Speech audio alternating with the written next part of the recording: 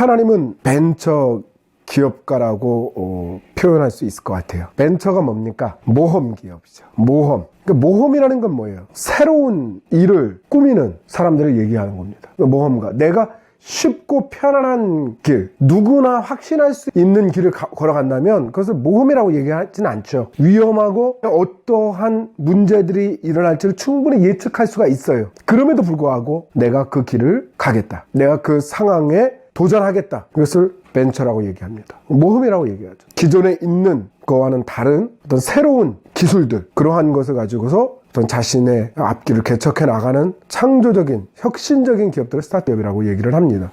하나님은 이 세상을 그렇게 만들어 오셨습니다. 우리가 창세기 1장 1절에 태초에 하나님이 천지를 창조하셨다. 아무것도 없던 곳에 하나님의 계획을 실행해 가셨습니다. 하나님은 모든 것을 알고 계시죠. 그러니까 우리가 하나님이라고 부릅니다.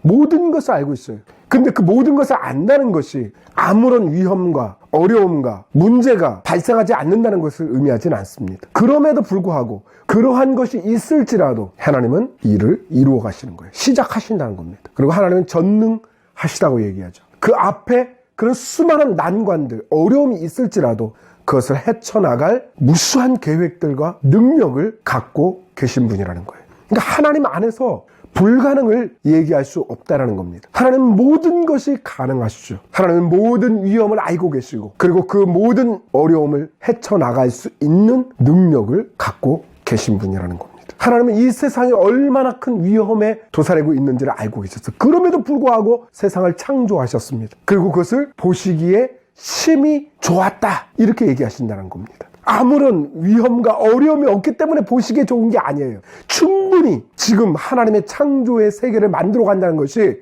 너무나 위험한 선택이라는 것을 하나님은 분명히 알고 있었어요. 왜냐하면 하나님은 이 세상을 생명체, 만물의 영장인 인간을 만드실 때 하나님의 형상과 모양으로 만들기로 작정하셨다는 것입니다. 그리고 그들에게 땅을 정복하고 다스리고 충만하라고 축복을 하셨습니다. 하나님의 형상과 모양으로 만들었다는 것은 무슨 의미입니까? 하나님의 지혜와 창조적인 능력과 그리고 그의 의지와 감정과 지식, 인격, 자유의지를 주셨다는 거예요. 선택할 수 있는 능력을 허락하신 겁니다. 인간을 단순하게 프로그래밍된 어떤 로봇으로 만든 것이 아니라 얼마든지 하나님이 주어진 그 여건 하에서 마음대로 생각하고 판단하고 결정하도록 허락하셨다는 거예요. 그 허락의 범위 안에는 하나님을 거부할 수 있는 그러한 선택까지도 주어진 겁니다. 그러니까 하나님의 형상과 모양으로 만들었다는 것 그 자체는 대단한 거예요. 하나님같이 만든 거예요.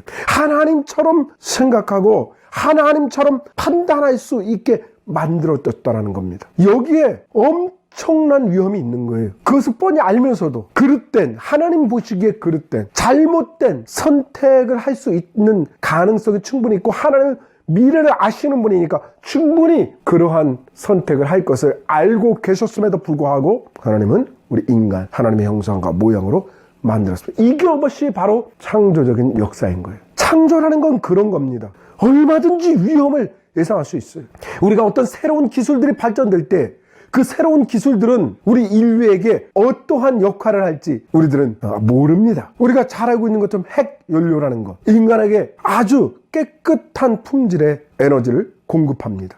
그러나 이 핵연료는 또한 인간에게 가장 무서운 재앙이 되는 핵폭탄을 만들기도 한다는 거예요. 우리 인간이 철기 기술을 발명했을 때 그 철기 기술은 인간의 농업 생산량을 비약적으로 발전시켰습니다. 나무나 돌이 아닌 철로, 강한 철로 농사를 짓는다면 얼마나 효율적으로 그 기계를 통해서 우리가 성장을 할 수 있겠습니까? 그런데 그 철로 인간은 무엇을 만들었습니까? 무기를 만들죠. 사람을 죽이고 전쟁할 때 효율적으로 사람을 죽이는 일에 그 철기 문명을 사용했죠. 그러니까 그 기술 자체가 잘못된 게 아니에요. 그 기술은 아무런 선과 악이 없는 겁니다. 기술은 기술로서의 그냥 의미만 있을 뿐이에요.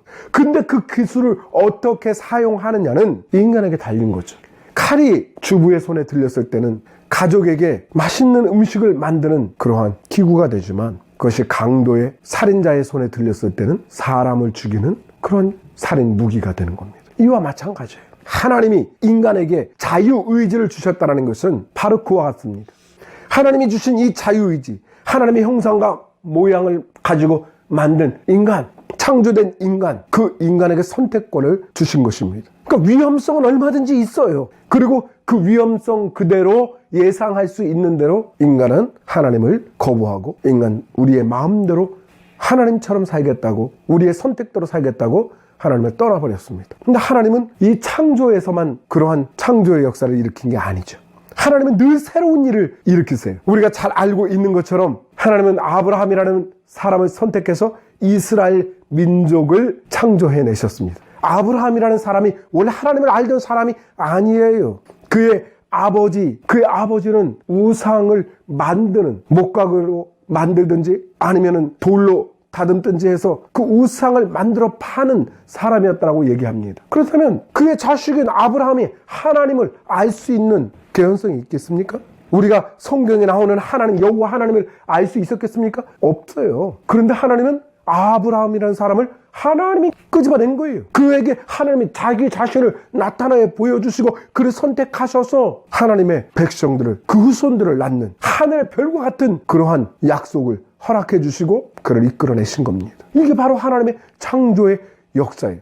이스라엘 백성들은 바로 그 하나님의 창조의 역사에 의해서 만들어진 존재들입니다. 우리도 마찬가지입니다. 예수님이 이 땅에 오셨을 때 누구도 예상할 수 없는 방법이죠. 아무도 예상할 수 없는 방법으로 하나님의 아들이 육신을 입고 이 땅에 오셨습니다. 하나님의 아들이 육신을 입고 이 땅에 오셨을 때 우리들은 생각할 때 이게 어떻게 말이 되는가? 그리고 단순히 육신의 모양으로 잠깐 나타났다 사라지는 존재가 아니라 똑같이 아이의 모습으로 태어나서 33년간의 생애를 살고 3년 반 동안 우리에게 하나님의 말씀을 증거해 주시고 복음의 메시지를 증거하고 하나님 나라의 놀라운 역사를 드러내 보여주셨습니다. 기적들을 보여주셨어요. 그냥 그 상태로 로마를 물리치고 다윗 왕국과 같은 강대한 나라를 세울 수 있으면 되는데 그게 아니라 자기 자신이 로마의 재판관에 의해서 재판을 받고 십자가형을 언도받고 십자가에서 죽임을 당했습니다. 근데 그것이 인류 구원의 역사라는 거예요. 이게 바로 하나님의 창조의 역사입니다. 위험성이 얼마든지 있어요. 잘못될 가능성이 있어요. 왜? 예수님이 성령 받아 물에서 올라올 때 성령에 이끌려서 40일 동안 광야에 가서 금식하며 줄이시고 나서 마귀가 와서 유혹하잖아요. 내가 만일 하나님의 아들이거든 돌덩이가 떡이 되게 하라. 내가 하나님의 아들이거든 저 성전 꼭대기에서 뛰어내려라. 그럼 천사들이 너를 땅바닥에 떨어지지 않게 만들어줄 거다. 그리고 나에게 절하라. 그러면 내게 넘겨준 이 모든 세상의 부귀영화를, 권력을 너에게 주겠다. 사탄아 물러가라. 하나님의 시험하지 말라. 마귀의 역사를 물리치셨어요. 마귀는 아담과 하와도 유혹해서 꾸꾸러뜨렸던 존재입니다. 아담과 하와는 지금으로 말하면 예수님과 같은 존재예요. 첫사람이잖아요. 아무런 죄가 없는 사람이잖아요. 예수님은 죄 없이 동정녀 마리아의 몸에서 태어난 분입니다. 그러면 죄 없이 이 세상을 살아가고 죄 없이 십자가에서 죽으셔야 되는 분이에요. 그런데 마귀가 와서 아담과 하와를 유혹하듯이 예수님을 넘어뜨리려고 했어요. 왜? 예수님 육신을 입고 있는 존재, 육신을 입고 있는 존재잖아요. 이게 하나님의 역사입니다. 얼마든지 하나님은요 위험한 걸 알아. 얼마든지 잘못될 가능성이 있다는 걸 아세요. 왜? 그 선택을 인간에게 주셨기 때문에. 그럼에도 불구하고 그것을 하나님은 하게 하시는 거예요. 그럼 우리 인생도 마찬가지잖아요. 하나님은 항상 창조적인, 정말 누구도 예상치 못하는, 알 수 없는 일들이 일으켜요. 그 예수님을 통해서 지금 전 세계 수억의 인구가 예수님을 찬양하고 지금 부르고 있습니다. 2000년 전 죽은 그 젊은 33살의 청년을 지금 메시아 구세주로 믿고 지금 하나님을 찬양하고 있어요. 그것뿐입니까? 지금 우리의 인생에도 동일한 일들이 일어날 수 있습니다. 왜? 하나님은 우리 각자에게 하나님의 창조적인 역사를 일으키실 수가 있어요. 아무도 예상할 수 없게 우리가 흔히 잘 아는 것처럼 익숙한 것처럼 세상은 이렇게 흘러갈 것이고 이러이러한 문제들이 나한테 일어날 것이고 이런 것이 아니라 내 인생에서 하나님은 언제든지 새로운 일을 계획하시고 그것이 어렵고 위험한 선택의 문제들을 일으킬 수 있음을 아심에도 불구하고 우리를 이대로 있게 하시지 않는다는 거예요. 이게 하나님의 역사입니다. 우리 인생길에 하나님이 어떤 일들을 이루실까요? 이제 새해가 다음 주면 다가옵니다. 새해가 이제 6일 남았어요. 하나님 2022년도에게 내가 예상하지 못했던 어떠한 벤처 모험을 시작하실지 모릅니다. 근데 그 모험에는 누가 계십니까? 살아계신 하나님의 능력이, 계획이 있다는 거예요. 우린 그것을 믿고 가는 겁니다. 왜? 하나님의 역사는 그 어떤 것 하나도 실패하지 않는다라는 거예요. 하나님의 역사는 하나님 반드시 그것을 이루신다는 거예요. 하나님은 우리를 대신할 것까지도 다 마련해 놓으셨어요. 내가 창조한 자를 보내라. 내가 너희 대신에 저 굿수인들을 내어주고 하나님께서 우리를 구원하신다는 거예요. 하나님의 뜻은 반드시 이루어집니다. 우리 2022년에 하나님의 놀라우신 행하실 일들을 기대합시다. 그래서 하나님께서 우리에게 약속하신 그 놀라운 그적의 은혜들을 경험하고 하나님을 찬양하고 하나님께 영광을 돌리는 한 해가 되기를 간절히 바라봅니다. 기도하겠습니다.